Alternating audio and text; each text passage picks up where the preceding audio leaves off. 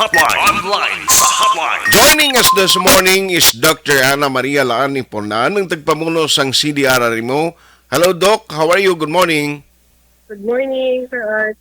Yes, good morning, gid. Now, kahapon do pertig kasako si mo until in the afternoon nga taw ganay nga duha, pero daw busy gid, no? Ang kuan mo kahapon, ang imo time, hiktik ang schedule mo. Ma'am, ti buwas ng maskaraho, nano ang mga preparasyon niya in the part of the CDRA mo kag inyong mangin participation? Okay, good morning sa tanan nga napanamat sa Action Radio. Mm. Yes, ma'am. So, ang DRMO, we are also the one who is ang under sa amon ang tanan nga mga response group. Mhm. Ni maskara naton. So, under sa amon ang tanan naton nga mga rescue group during sa aso ng mga activity, yun sila namon nga dapat ma-check-in sa amon office so that we will know kung diin sila kag in case na kinahanglan ng augmentation, maka-respond kami dayon. Mm. So ina siya nga set up, kuha na siya subong, ma'am. Okay na siya subong. Yes, we have a meeting last yesterday morning Okay. with the Uniform Foundation. Mhm. So, na-coordinate kami sila sa tanan nilang activity. Pag may ara, pag yung mga activity nga wala sa ila, nga coordinate man sa amon office. Aha. So, we are the one who are, we have the schedule kag activity kag we have also the one nga kung sino mga rescue group. Kay damo kita gin-tap na rescue group. We have Okay. even rescue group from outside Bacolod. Nagpasalamat kami sa ila nga masini sa taga Bacolod, nagabulig sila sa aton. Very good, no? Victorias, Aha. yeah. And others pang rescue groups. Okay, so Victorias, iban pag ni LGUs, may ara magligin padala, Doc. Yes, Aha. So ining apat ka mga venue nga daw major nga mga venues nga dra gid ang mga activities, kuan na subong all set na subong ang aton security and of course ang sa inyo team. Yes.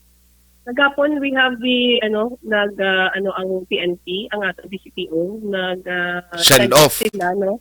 Ang ilang we also send our personnel dito nga magbulig. Okay. Request man sang aton nga send off sang PNP. Aha. Dok, kay nagilambal ko siling ko do tanan subong excited kag siling ko basi do ginbuy-an story buwas bala kay ti amo ni pagbalik mo after the pandemic kon while nga the pandemic is still going on pero pag lubo-lubo sang cases kag ginalaw man sang national nga ti mga fiesta ni masigi na siling ko dok anong panugyan mo boss kay basi bala kon magkalalipat na gid ang Bacolod noon mga bisita kag ang mga karidri sa maskara nga magpinagusto na gid lang bla, Doc? Yes, like I've said kanina man, no, I have an earlier interview sa isa man ka media partner naton. I said that we should all be responsible for ourselves kay kabalo kita COVID is still here. We still have cases dito sa Bacolod, although nga naglubo-lubo siya as compared sa August. However, especially those na may mga immunocompromised may mga diabetes, hypertensive, may mga cancer, no, dialysis, at mga elderly kag mga aton nga mga kabataan. So, still, although nga may ara kita nga pwede na ta not wear sang mask sa open space. However, kung amo ni siya nga crowded, damo-tamo, we should still wear our mask to protect ourselves. And those nga aton mga family nga nabilin sa balay, na pwede natin dalaan sang aton nga virus. Aha. Correct. And sa mga lagaw buwas sa magkanto sa mga events, no, activities sang maskara, at least ang kabalugi ko social distancing ni budlay na ni kapin pa kung nakatungging iban mo. 100% ng capacity naton hindi na taka-impose gid sang social distancing. Correct. However, it's your choice kung sige ka pa dadasok, hindi ka pa mag-wear mask, there's a possibility nga pwede ka gid na-infect. So we are encouraging everyone to still wear your mask kung ara ka sa public, ara ka sa damo tao, masi open pa siya. But especially kung mga venue nga not well ventilated, kag close, that's why we inspected those places no nga may activity kita kag we also recommended mga aton nga mga protocol nga i-follow Japon. Like we have the temperature check before magsulod sa area. Then the sixth, wearing of mask. Kaya kung kisa, makabalo ka man action art sa pagsunod, sakto ang wear mask. Pag abot na to sa sunod, tiginahukas ang mask. So, it's your responsibility kung gusto mo yan ma-infect, hindi kaya mag-wear ang mask mo properly. Okay. But we are encouraging. So, we are also encouraging event organizers to have marshals, bala to remind everybody to wear your mask properly sa sunod sa venue. Ay, very good. No, at least may mga marshal nga nag-remind sa public, oy, ang imo kwan di pag-ususa, daw ginimo inalang yab lang nga daw design sa yaguya.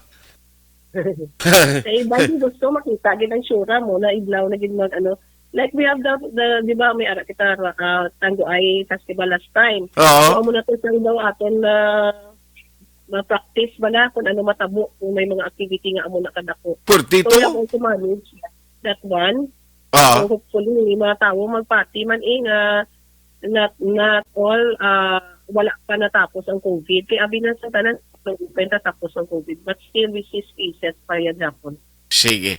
On that note, Doc, salamat gid sa time. Pero by the way, kung di katapusan, mas sa pinaslakas ang makulod, nag-participate mas sinino kay do national isang mandate, yes, ma'am, no?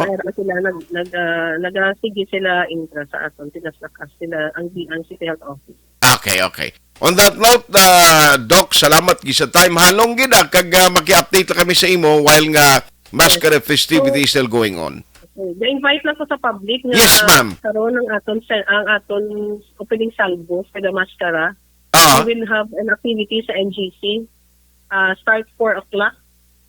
Tumba kita. Then we have local dance, and after that we will have a fireworks kag may ara kita band from Manila to grace the show. So everyone is invited to NGC. Yes. Doaran ako no si pakaisa ko si Rico. Oo. Hindi, alaw ko lang. Away ko na ilabot ka rin ko vlog ko. Gusto lang ko to galing ko magpalapit mo siya kang magpangamusta eh. Okay. Nagambalong ko siya bla distansya. Pero ang baldok po nan, pwede ko kung kumusta si ibo mo. Doc, thank you gina sa time. Sige, Action Art. Thank you, man. Salamat.